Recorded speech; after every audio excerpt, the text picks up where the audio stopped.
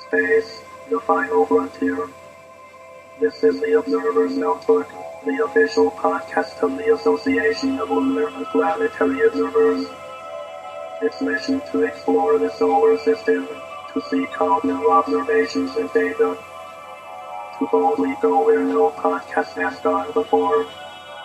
And now the host of the Observer's Notebook, Tim Robertson. Hello and welcome to episode 113 of the Observer's Notebook, the official podcast of the Association of Lunar and Planetary Observers. I'm Tim Robertson, the host of the Observer's Notebook and also the coordinator of the training program within the ALPO. Thanks for downloading and listening. The ALPO collects and analyzes observations of various solar system bodies and associated phenomenon, and publishes these detailed reports concerning these bodies in its quarterly publication, the Journal of the Association of Lunar and Planetary Observers. This podcast depends upon donations from you, our listeners, to keep it alive. If you do enjoy what you hear in the podcast, you can donate to it via Patreon by giving as little as $1 a month. If you feel even more generous, for $5, you receive early access to the podcast before it goes public. For a monthly donation of $10, you receive a copy of the Novice Observer's Handbook. And for $35 a month, you receive producer credits on the podcast. You can help us out by going to www.patreon, that's patreon.com/Observer's Notebook. And if you'd like to join the ALPO, you can for as little as $18 a year. For more information, visit us on the internet at alpo-astronomy.org. And yes, we are also on the Facebook. Just search for ALPO Astronomy. And this podcast also has a Facebook page as well. Just search for Observer's Notebook. And if you enjoy what you hear in the podcast, please subscribe. That way you'll never miss another episode. And now, episode 113 of the Observer's Notebook podcast. And we're going to talk about our brand new youth section. Enjoy.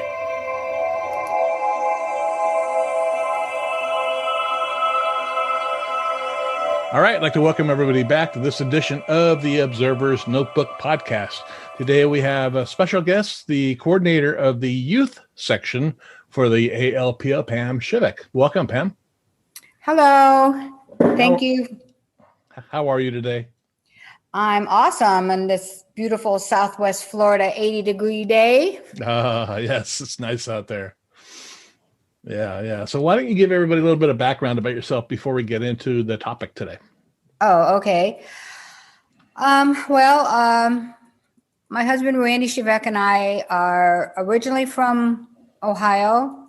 We moved out to Arizona for a while for his astronomy, but I wanted to be east of the Mississippi because that's where my family is. So he lovingly moved to Florida for me.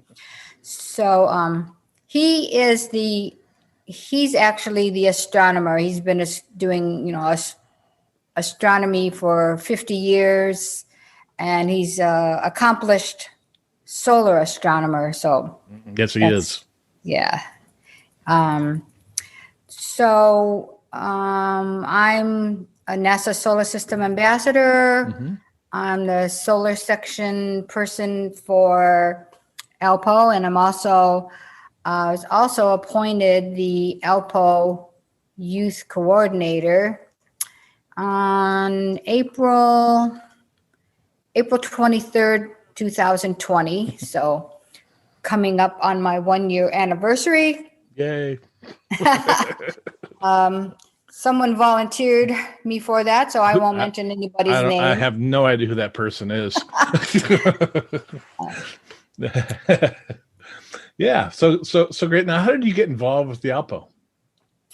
I originally got involved by Rick Hill, the solar section person, leader, mm-hmm. whatever he is. Coordinator. So that's how I got involved with solar. He was at one of the Prescott Valley Astronomy Club meetings, and then we got to chatting, and somehow I just get roped into all these things, but that's okay. That's good. So now anyway, you're retired? My husband and I are both retired, and we were traveling around the country doing star parties and talks and all that, but that's shut down now. But that's okay. I guess it's for the greater good.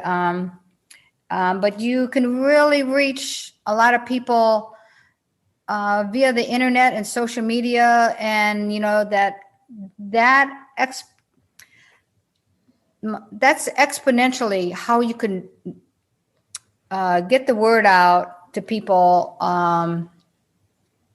in a much larger way than, individual astronomy clubs or individual star parties. You put something out to one astronomy club, they've got members, they do outreach, they talk about that, blah, blah, blah, on and on. So, I mean, and worldwide too. Right. Yeah. I know our local astronomy club, they, the pandemic really hit them hard, and they didn't know what to do. They were not. No one was really prepared on how to deal with this. And now they're finally doing monthly Zoom meetings. But that's it took a while to get to that point because we're all locked down basically, and we can't get out, and you can't attend star parties, and things like that. So I heard the Texas Star Party is going to go on this year, which is going to be interesting to see how that happens. But that's, Yeah. And, sometimes good comes out of bad, like not everyone could go to the Texas Star Party, right. But now, people from all over the world can attend and listen to the speakers, just like Scott Roberts does a lot of, Zoom meetings, and the Winter Star Party's gone virtual, and right. just, it's not a bad thing. Yeah, the ALPO's annual conference, we went virtual this year, and we had more people in attendance than we've ever had before online. There you go. And it was, and we reached people all over the world. It was pretty an amazing event. In fact, that's what we're going to do again this year. We're going to have our conference again this year is going to be virtual because it went off so well last year. Okay. Yeah. Now you're also involved with what's it, Solar Day, or what do you call it? Oh, yeah. Well, International Sunday. International Sunday. That's right. Right. So, so we also have a solar activity Facebook that has almost 25,000 members from all over the world. And, so I actually am the brainchild of International Sunday. I thought like, well, look at all these star parties all over the country. And this was in 2014. Look at all these star parties all over the country. And with my husband Randy and our friends John O'Neill being solar people, were like, oh, we need to have a solar star party. But I can't take that on. I was, it's a big deal to put on these trade shows and star parties. And so my brainchild was, let's do a virtual, basically, solar star party. So it was dubbed International Sunday. And it was just a virtual event. Well, it could be virtual and real at the time, where people just celebrate the sun in any way they want to, by having a public or private star party, setting up telescopes, one person, thousands of people.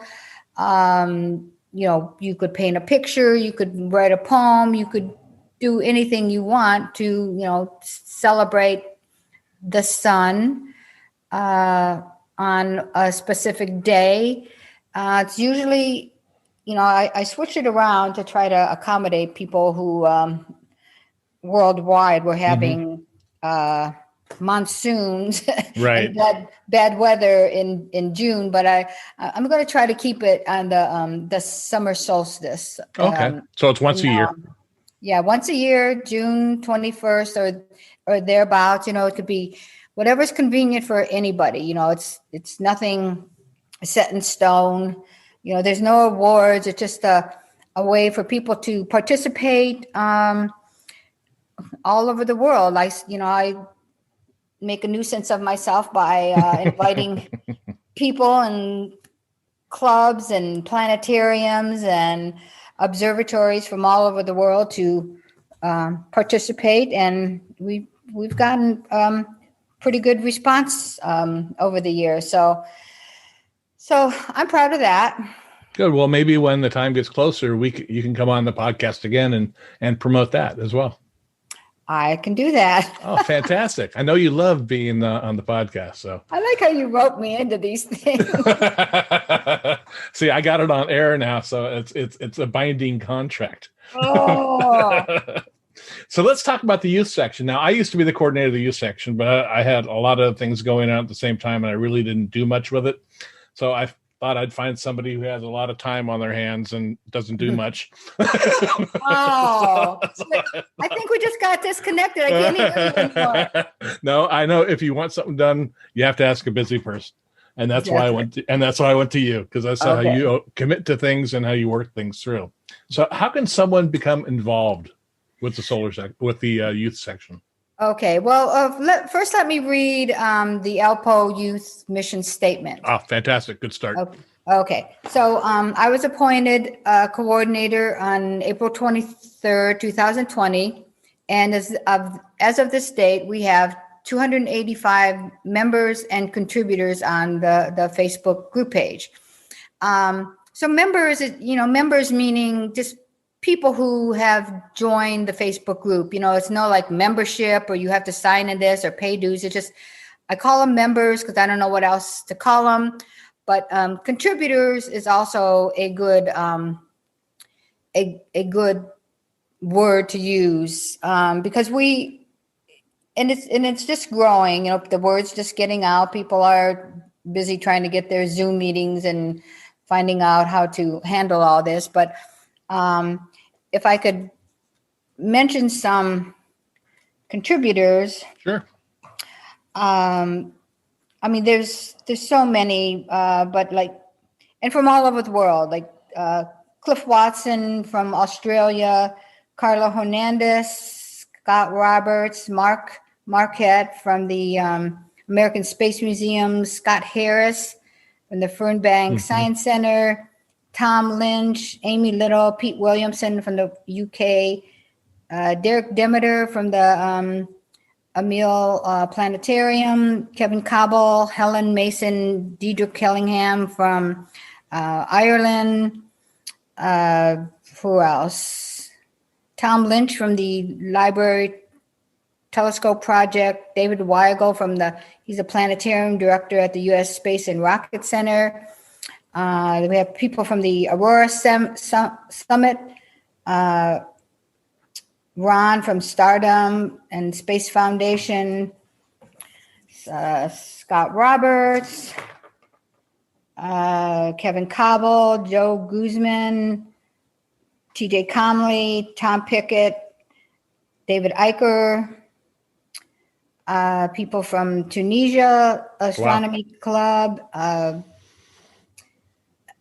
San Juan, Puerto Rico, Australia, the UK. So it's just going to grow exponentially. And it's just like you could just wrap your arms around all this worldwide, oneness, all there on this Facebook group, sharing a common interest. The common interest being not only astronomy, but STEM, space exploration, rockets, and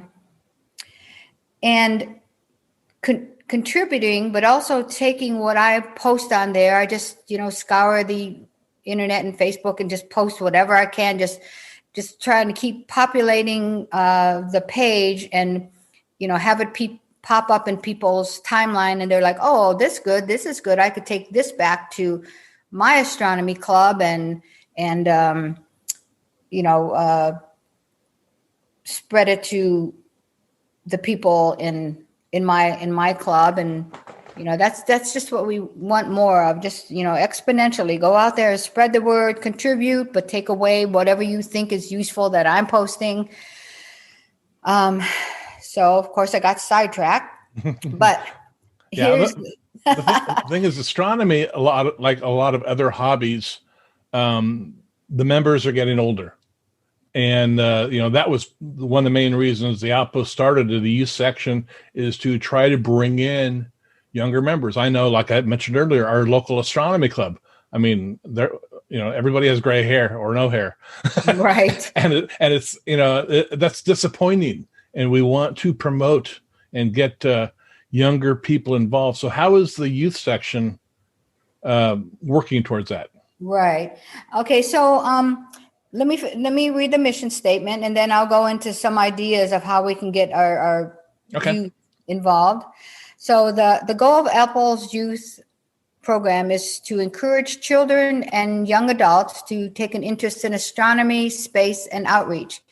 We plan to achieve this goal by forming an alliance with astronomy clubs and other STEM and educational entities. It's our hope that with an ardent and ongoing effort formed with these organizations, we can come up with fun and creative ways to get youth involved with any or all aspects of space and science while educating them in the process. So with your help and contributions, I feel we can achieve this goal as the ALPO Youth Program continues to grow with the support and cooperation and commitment of others. So you can find us on Facebook. It's www.facebook.com/group/ALPO Youth Program. Great. So just to mention as well that the ALPO Youth Program is one part of the many great works done by the members of the Association and Lunar and Planetary Observers. So those that don't know, ALPO is an international organization devoted to the study of the sun, moon, planets, asteroids, meteors, and comets. ALPO's goal is to stimulate, coordinate, and generally promote the study of these bodies using methods and instruments that are available within the communities of both amateur and professional astronomies. You're stealing my lines. I use that at the beginning of every podcast. It bears repeating. Yeah, okay, very good. So please join ALPO and the different sections at www.alpo-astronomy.org. Great.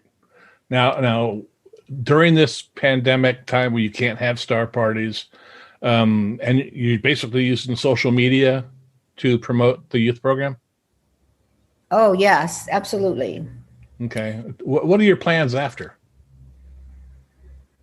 After we are unlocked and able to get out there and do things? Oh, well, I'm going to make a list of places we want to go and do some traveling, as things start to slowly open up. Our big thing, and it's not till 2024, is going to be the total solar eclipse.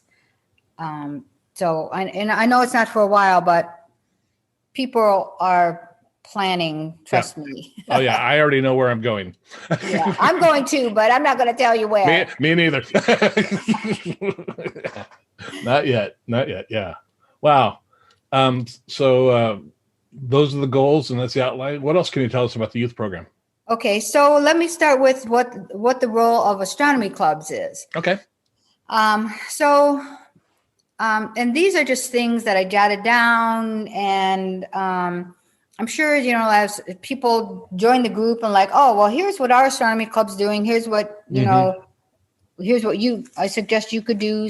That suggestions are always welcome, because I'm only one person. My brain's only so big. And as many would believe, I'm not perfect.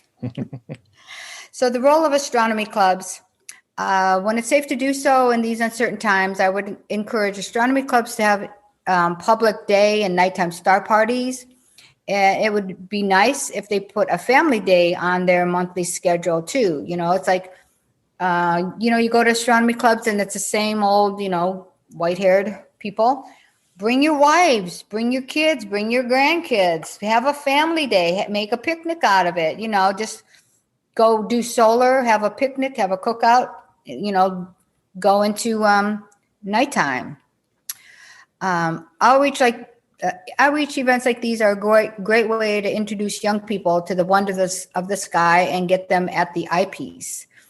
astronomy clubs can introduce young people and adults alike to solar astronomy, something that a lot of people don't even know exists, that you can safely view the sun through a telescope. So solar astronomy is a whole different aspect of astronomy that just might pique the interest of a young person. If their interest does lean towards the solar astronomy club members with solar telescopes can teach them about sunspots, prominences, flares, and other solar events related to the sun. Astronomy clubs can steer young people to the do's and don'ts of buying their first telescope. You know, how many times do you hear, oh yeah, we bought Jimmy a telescope. It's sitting in the closet. We don't know how to use it. He doesn't know how to use it. Like, okay. Seek out your local astronomy club. Right. Ask the people there, how do I use this thing? Bring it to the star party. You know as well as I do. They're more than happy to amateur help. Astronomers love to help young astronomers learn how to use their telescopes and what they can see with it and everything. That's very very true. Exactly. So anyway, the do's and don'ts of buying and using your first telescope. I mean, there's a big topic right there. Like what kind of telescope to even buy. Yeah. So there's a lot of online resources that addresses that. Yeah, every Christmas season, I get questions from all over the place, and I want to get my 12-year-old a telescope. What kind should I get him? And well, I can spend $50. Well, buy him a good book. Yeah. A decent pair of binoculars, something like that's where you start. Yeah. Yeah, and there's a lot of like that could even be an astronomy club meeting. Topic for the day. It's like, okay, it's getting Christmas time. Who raise your hand if you want to buy your child or grandchild a telescope? What are their interests? Do they just like? I mean, you could tell kind of at a early age if they're interested in astronomy at all, what they're leaning towards. It's like that. If they sit there and look at the moon every night, like, oh, I love the moon. Well, buy them a telescope that you could just observe, the moon with. My astronomy interest was based upon limitations based upon where I lived. I mean, I was in the middle of the San Fernando Valley with a streetlight right across from my house. I could see the moon and the bright planets, and that was it. And then you could see the sun and get into solar astronomy. There you go. Yeah. So you always take it back to the sun, don't you? Right. Well, living with him for 50 years, it sinks in. Yeah, I bet.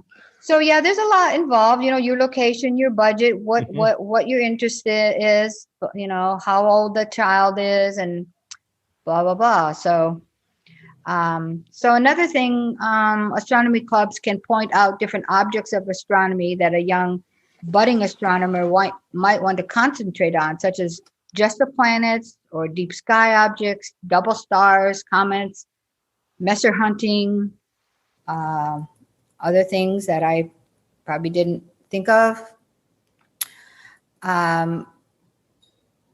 So another thing is astronomy and astrophotography.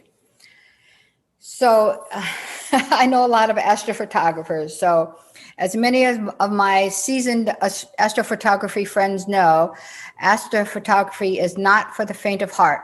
No. But who doesn't like to look at pretty pictures? So young people can get inspired to do astrophotography by looking at images taken by the Hubble telescope. As long as you point out to them while they're looking at these pretty pictures, expectations versus reality. Exactly. They're going to see the big red spot or the rings of Saturn, like, oh, I want a telescope. And then they, see this little bitty thing, which is exciting too, but at least it could get them inspired by it. If they're like, blah, blah, you need blah. to manage the expectations when you're looking through a telescope. Yeah. Even astrophotography. I mean, I see people are posting photographs a lot, seems recently, of cell phone pictures through telescopes of the moon and things like that. And it's easy to do, but why are you taking it? What are you taking? Just don't snap a picture and say, look what I took. Well, point out the features on the moon that you saw. Yeah, exactly. Or, study the moon, study where, the lunar landings are find out the names of all the craters, and have a help me out here. Have a I don't know. Never mind. I can't think. Okay. Well, the moon is. I mean, the largest. Have a purpose of taking the picture. Exactly right. Exactly. Yeah. The largest section in the ALPO is the lunar section, and it's got hundreds of contributors. It's got many different sections because the moon's amazing. I love looking at the moon. It's dynamic. Every night it looks different. The shadows are different, and it's our closest neighbor. You can see so much detail on it with a small telescope. Right. And even with an iPhone, because we have an adapter that I put my iPhone up, and another thing that kids or anybody could do is take their picture of the moon with their iPhone or whatever somebody happens to have, and do some pencil sketching. We have a lot of sketchers on our group that just like, it's like, is this real? Is this a picture or is this a sketch? Because it's amazing. So, if they're artistically inclined, you can incorporate that with astronomy. Right. Okay. Right. So another thing, you could subscribe to astronomy magazines like Sky and Telescope, Astronomy Magazine, Amateur Astronomy Magazine, and others that contain interesting articles about astronomy with pictures by amateurs, and of course the ALPO Journal. You can also visit ALPO's various sections and look at the amazing images done by amateurs there. Introduce young budding astronomers to cameras, software, telescopes, processing techniques, tips, and tricks. Just don't give them your credit card if they go to NEEF or something like that. It's bad enough for adults, much less. Kids. Well, another thing they could do is find any online sites that have age bracket astronomy photo contests, or your astronomy club can start your own contest, moon pictures or solar images or deep sky objects. Or, have you thought about doing that on the youth section Facebook page? It's a monthly photo contest or something. Well, it could be on my list of things to do. Yeah, that sounds. I mean, I'm sure we could come up with maybe a free membership to the ALPO or something like that for a year for winners and things like that. So put that in your little basket of things to do. It's in there. All right. So what else? Okay, so you can pick a celestial object and encourage your young person to take a picture, even with an iPhone, through a telescope. Before you know it, they'll be young adults and can gauge the progress they've made in their astrophotography endeavors. I mean, even my husband Randall, we look at his solar images from 15 years ago. I'm like, oh my gosh, I hope you didn't publish that anywhere. To now, when he's been in magazines and books and astronomy, NASA Solar Picture of the Day, and 15 years ago's images are pretty good for the time as well. Yeah, too. So anyway, here's some, there's great images that you could show them from the Hubble telescope that's celebrating 30 years of existence and more. And we got the Webb telescope coming up soon. Yeah. So another thing they can do is, of course, when things open up, field trips and other points of interest, what better way to bond with your young astronomer or your whole family other than to spend time with them as a family visiting astronomy or space-related locations. How many observatories can any of you name that you can visit? They're spread all over the country, so there's bound to be one not far from where you live.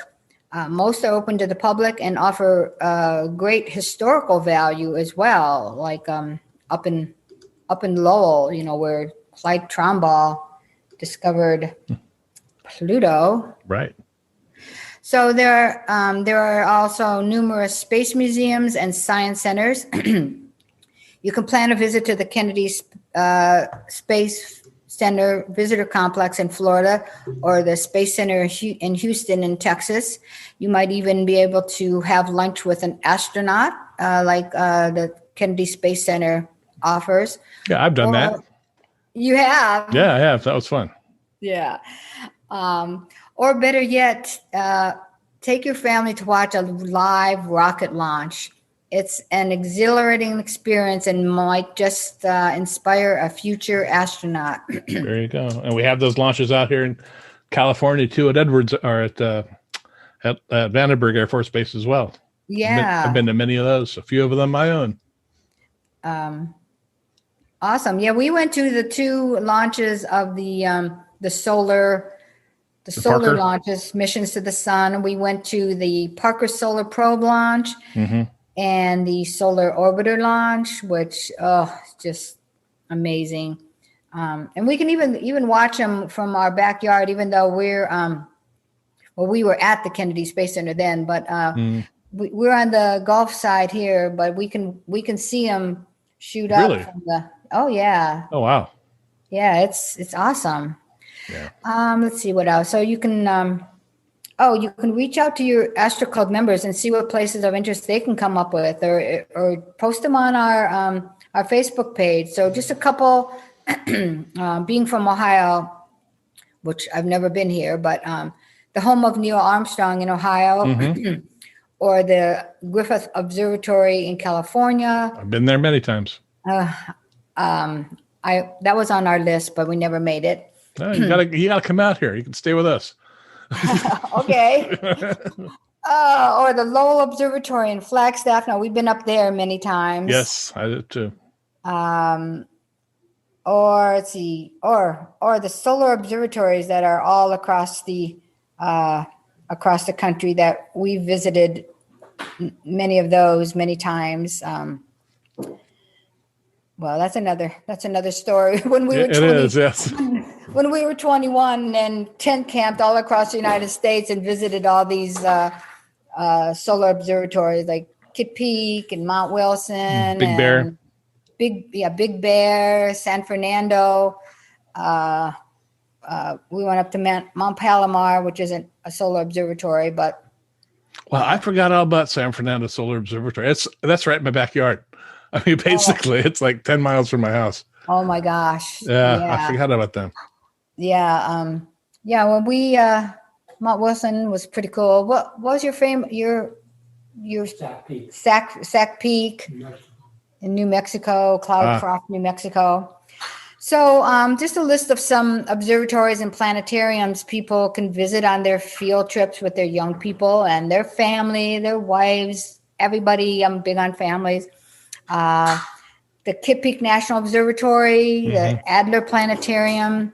If you're so inclined to go up to the Mauna Kea Observatory in Hawaii, which is what, 11,000 feet up? Yeah.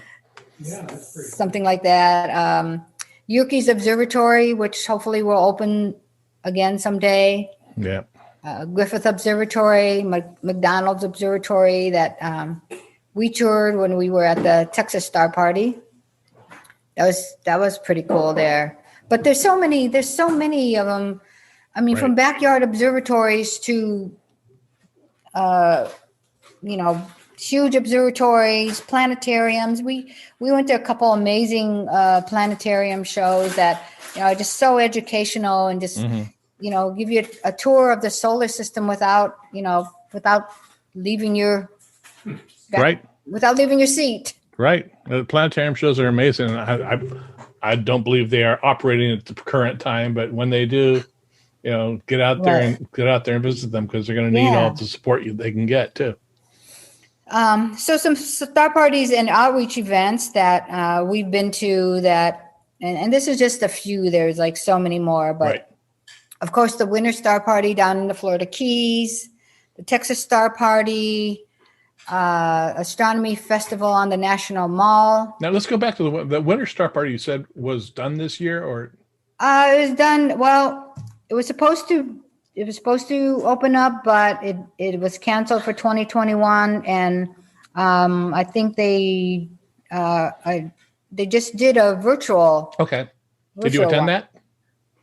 I did not. Okay. But anyway, the Winter Star Party, Texas Star Party, Okie-Tex, the Grand Canyon Star Party. We went a couple times.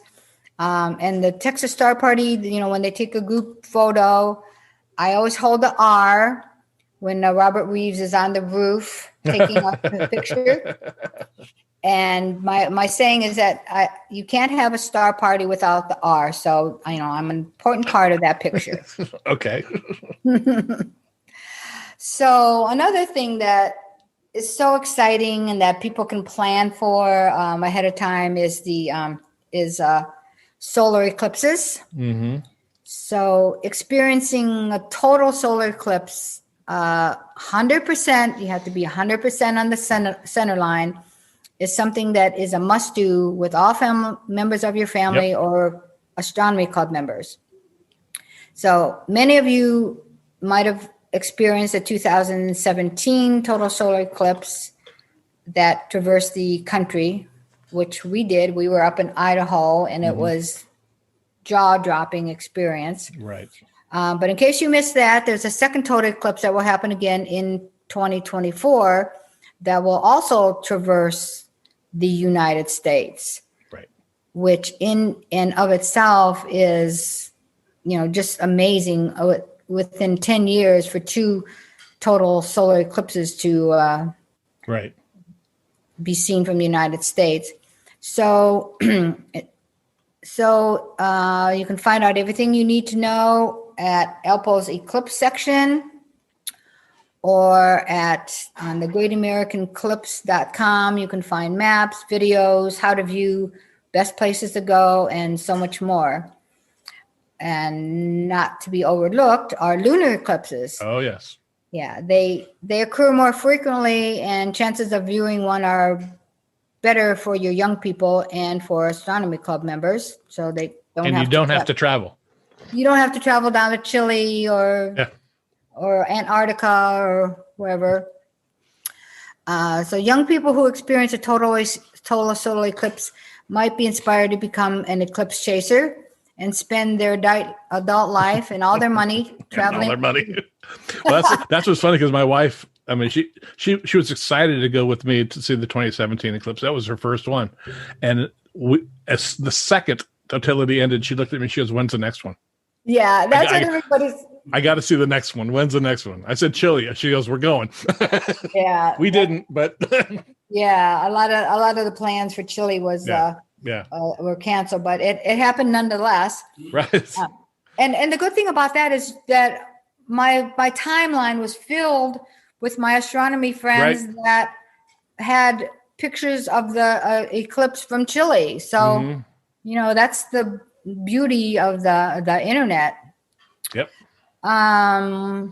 So yeah, well, everybody says that, we said that, like, as soon as the eclipse 2 minutes was up. Yep.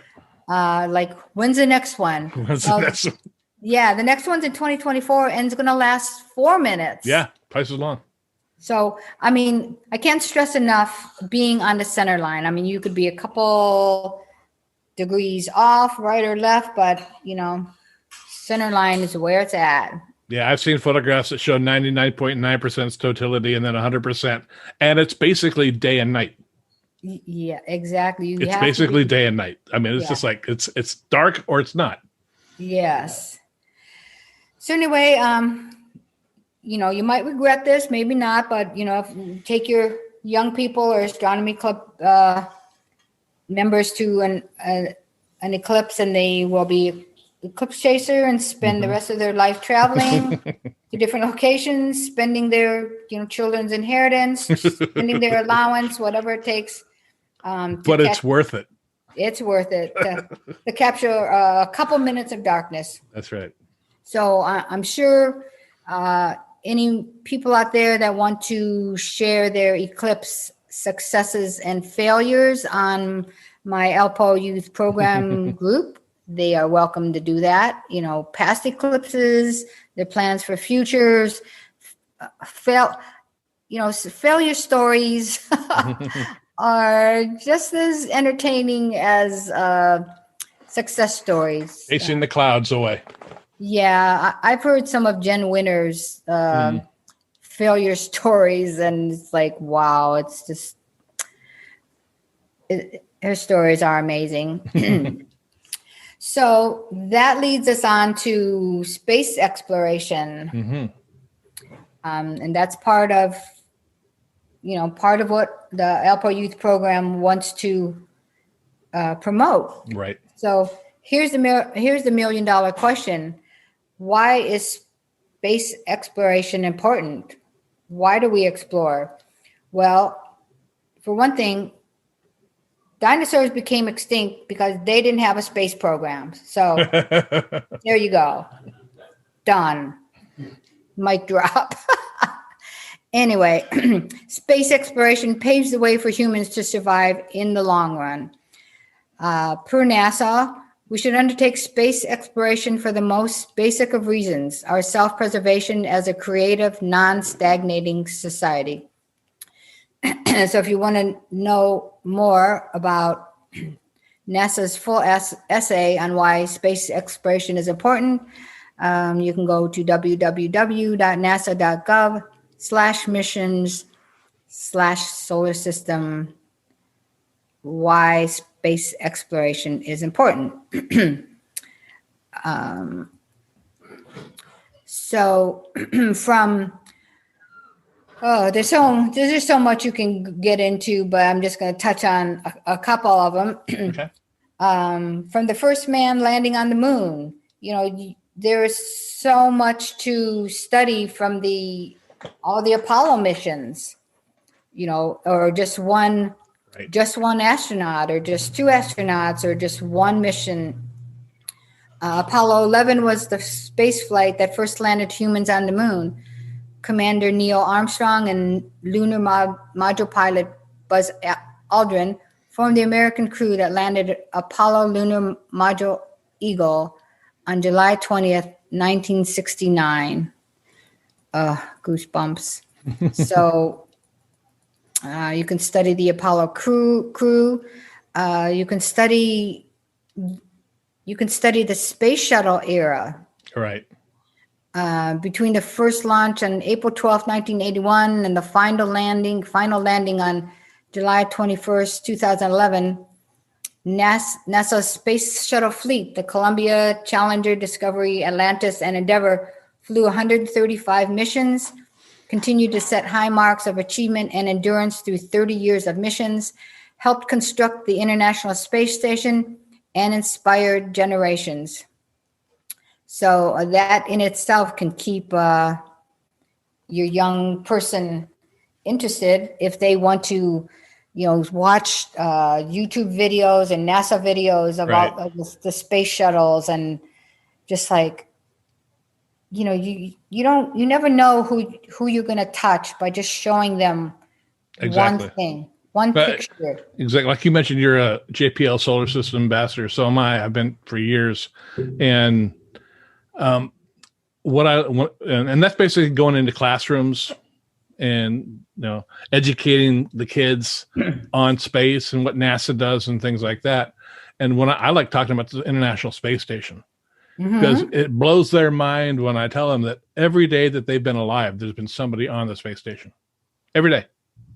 Right. Every single day since their birth, there's been somebody, and they just, we didn't know that. Are there people there now? Yeah, there's 5 astronauts up there right now, or 7, or however it might be at the time. And it just, even the teachers, their minds get blown that they don't realize things like that. That's how long the space station's been going on, and that's how long it's been manned or womaned. So it's I think that right there, and then you show them the scope of the space station, of how large it is, and and the type of experiments that they do on it and things like that. It's simply amazing. Yeah.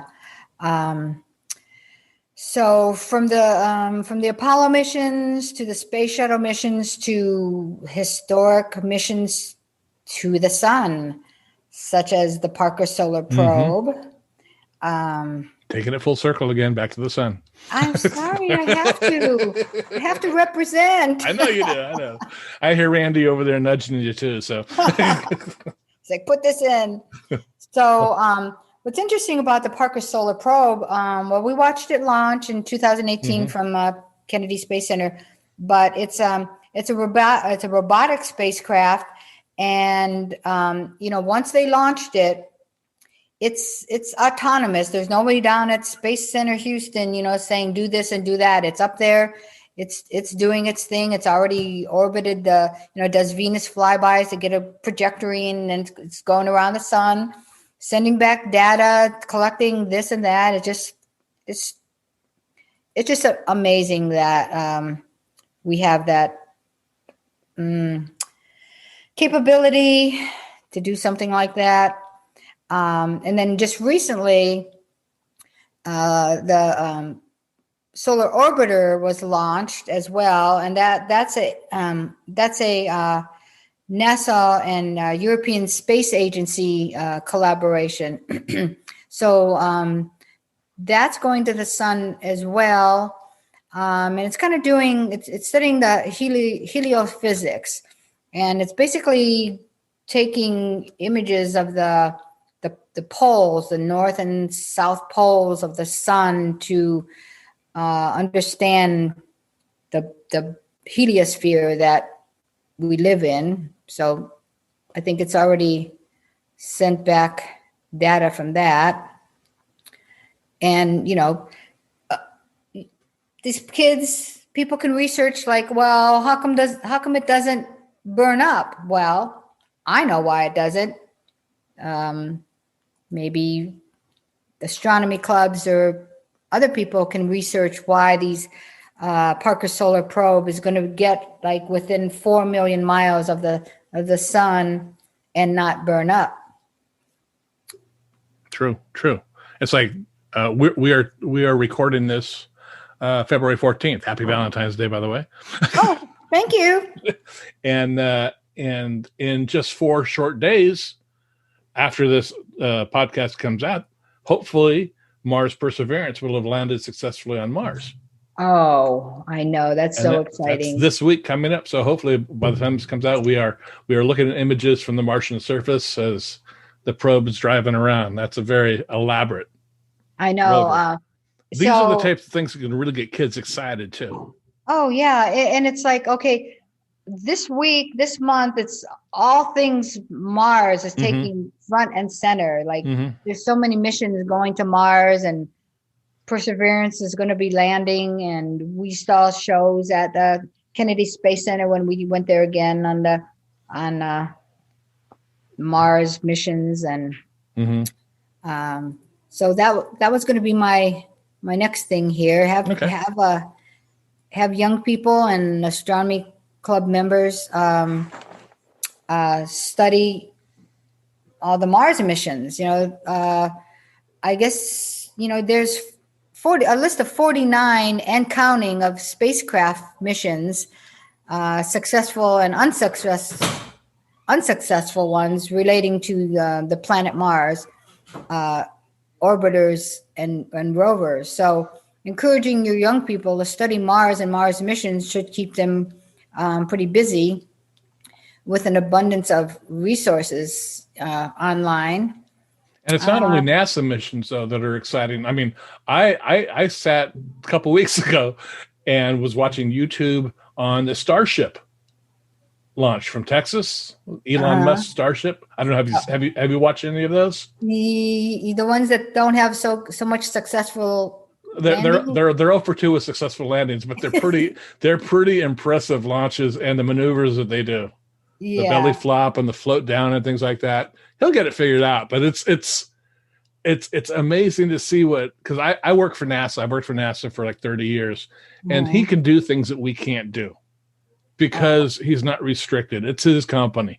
It's a public. Right. It's a private company. He can do. He can light the engines at 0 minus, turn them off. 30 minutes later, light them up again and launch. I'd have 2 weeks worth of meetings to figure out what happened. So well, the whole SpaceX and that's another exciting thing about the space program is that it's just not NASA, and it's not just the different big countries. It's like SpaceX and Blue Origins and whatever other ones they are. Virgin Galactic and yes. One thing about the Space Link thing is that some of those were intended to crash land. They were abort tests. I don't think the last one was, but it's pretty impressive to watch its demise. It's impressive. I mean, like I said, working from NASA for 30 years, we learn a lot from failures. Yeah.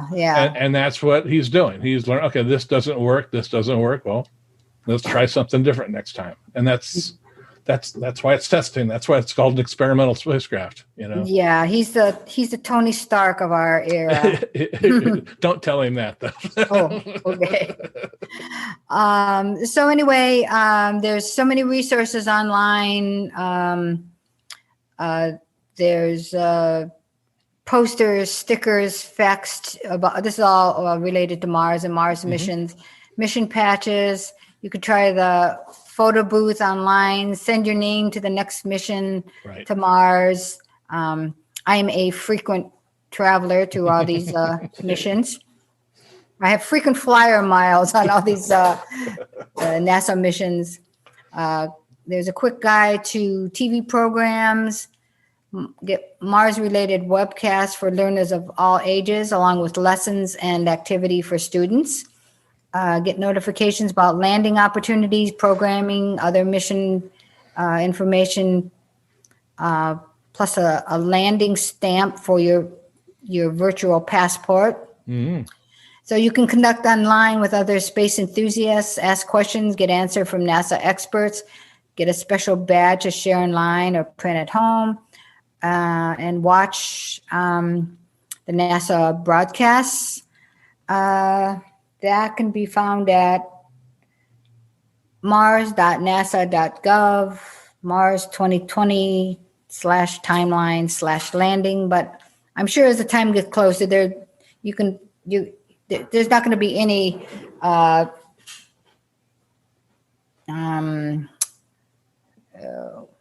there's going to be a plethora of links that are just going to show the Perseverance landing. And like I said, this is going to come out after that happens. So hopefully it's successful landing. Yes. So another exciting thing was SpaceX's Dragon launch. That ushered in a new era for Americans in space. The Falcon 9 rocket carried the company's Crew Dragon spacecraft, launched from Complex 39A to the International Space Station with NASA astronauts Robert Benton and Doug Hurley on board on Saturday, May 30th, 2020 from the Kennedy Space Center in Florida. So what was awesome about that was that it was the first American astronauts once again launched on an American rocket from American soil to a low Earth orbit to the International Space Station, the first time since the conclusion of the Space Shuttle program in 2011. So that was the big deal about that. So they already selected the crew for the second crew launch. So they've got their crew all picked out for that. So I think one last thing here that's exciting is the Artemis project. So if people don't know what that is, they can research it. They can have their young people research it. And it's humanity's return to the moon, the Artemis project. So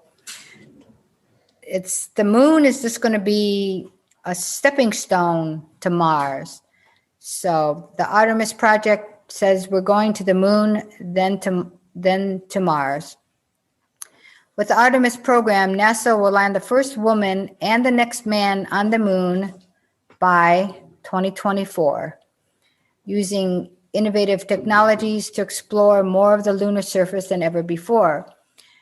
They will collaborate with commercial and international partners and establish sustainable exploration by the end of the decade. Then they will use what they learn on and around the moon to take the next giant leap, sending astronauts to Mars. So, I mean, that just gives me goosebumps. Yep. And I'm excited about the new, the opening of the space program. I mean, but there's, I'm excited about space programs because that's my thing. Mm-hmm. I push the solar because that's his thing, but it is exciting.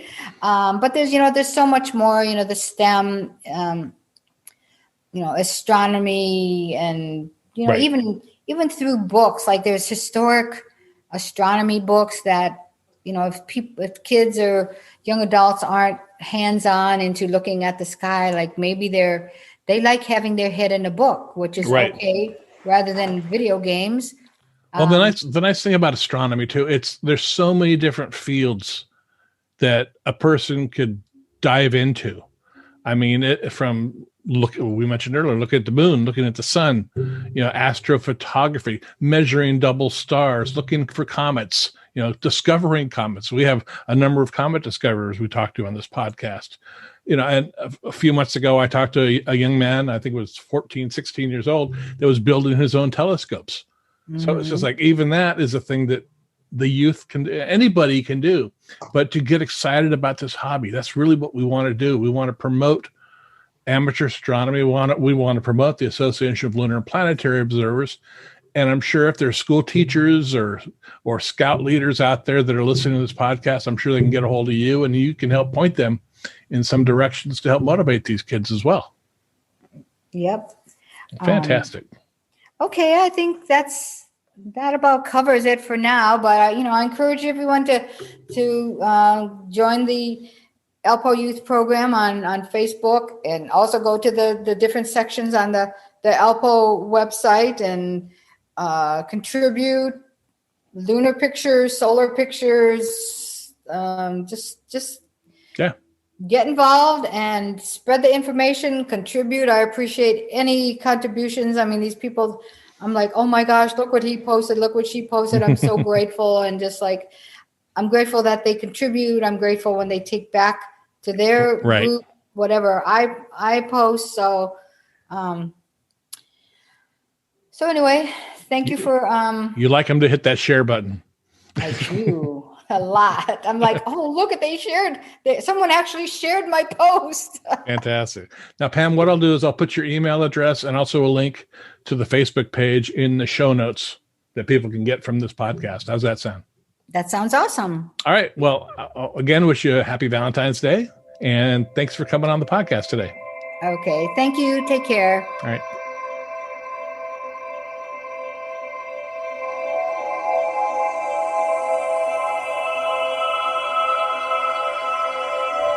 Well, that'll do it for this episode of the Observer's Notebook podcast. Again, I want to thank Pam for coming on the podcast and giving us an update on the ALPO Youth Program. Please check it out. We upload a new episode of the Observer's Notebook every few weeks. You can subscribe to us on iTunes. If you do, please rate and review us. I really appreciate it.